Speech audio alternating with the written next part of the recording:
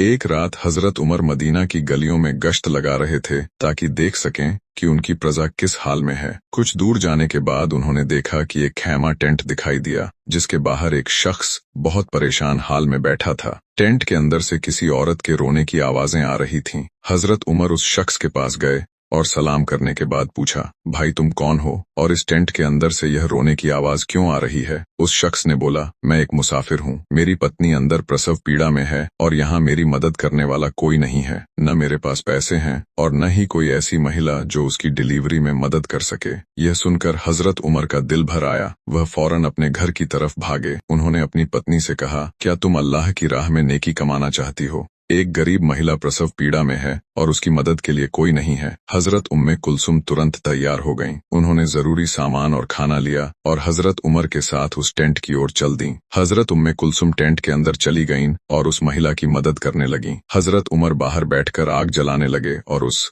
मुसाफिर के लिए खाना पकाने में जुट गए। कुछ देर बाद टेंट के अंदर से बच्चे के रोने की आवाज आई। हजरत उम्मे कुलसुम ने अंदर से पुकारा, ए अमीर उल मोमिनीन, अपने साथी को मुबारकबाद दीजिए, अल्लाह ने उसे बेटा दिया है। जैसे ही उस मुसाफिर ने अमीर उल मोमिनीन मुसलमानों के खलीफा का नाम सुना, वह डर के मारे पीछे हटने लगा। उसे यकीन नहीं हो रहा था कि जो शख्स उसके लिए आग जला रहा था और खाना पका रहा था वह वक्त का सबसे शक्तिशाली खलीफा है। हजरत उमर ने मुस्कुराते हुए उससे कहा, घबराओ मत, तुम मेरे भाई हो। हजरत उमर का इस नेक काम के लिए माशा अल्लाह जरूर लिखे।